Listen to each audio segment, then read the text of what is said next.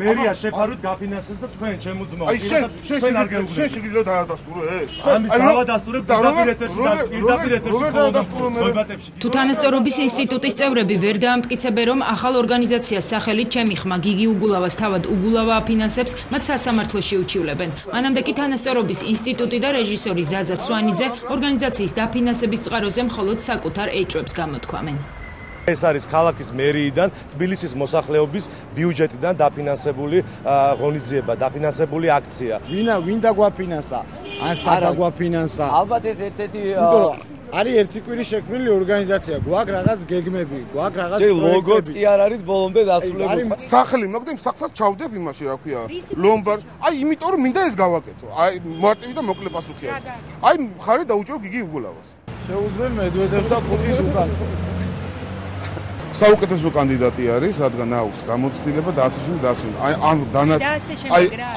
აი და ასე შემდეგ ორშაბათს გეტყვით რა არის აბსოლუტურად რა. ყველა დეტალი და მათ შორის ისიც თუ რა იგულისხმებოდა სიტყვებში და ასე შემდეგ, დამფუძნებლებს საზოგადოებისთვის ორშაბათს უნდა გაეცნოთ. სწორედ ასე განაცხადეს მათ რამდენიმე დღის წინ მაესტროსთვის მიცემულ ინტერვიუში. თუმცა მათი ჰიმნის, სლოგანის და გეგმების შესახებ თბილისელებმა ჯერ ისევ არაფერი იციან. დაპირებულმა ორშაბათმა პრეზენტაციის გარეშე ჩაიარა. მიზეზად მოძრაობა ჩვენი ხმა გიგი უგულავას წევრები უსახსრობას ასახელებენ. ამბობენ, რომ სწორედ ამიტომ დაჯერდნენ მოგრძალებულ ოფისს ყაზბეგის 33-ში, რომლისთვისაც გადასახდელი თანხის ოდენობა ბოლომდე გაურკვეველი დარჩა. რა არის ეს ოფისი, რომელიც გაქვთ ნახირავად? $200.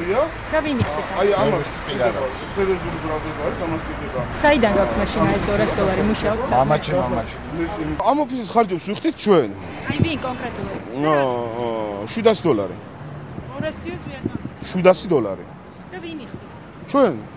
რამდენს იხდით ოფისში? $200. თქვენ მითხარით რომ $700. ვერ გავიგე 700 იხდით. ამ ოფისზე იძახით ახლა სადაც ვარ. ამ ოფისზე $200, მაგრამ ჩვენი ოფისი როგორც ნახეთ, ახალ ოფისს სადაც გადავდივართ, ეხლაც ვიყავით მაკლერებთან, არ ვის დავდივართ, ვეძებთ. მოძრაობის წევრები არ მალავენ, რომ ქალაქის მოქმედმერს იცნობენ, თუმცა ორგანიზაციის დაფუძნება მისთვის სიურპრიზი უნდა ყოფილიყო. გიგი უგულავა კი ამბობს, რომ საკუთარი მხარდამჭერი ორგანიზაციის შესახებ პირველად ესმის. თბილისის მერია მსგავს რამეს არ აფინანსებს და არც ამ ორგანიზაციის შესახებ მსმენი არ ამბობს.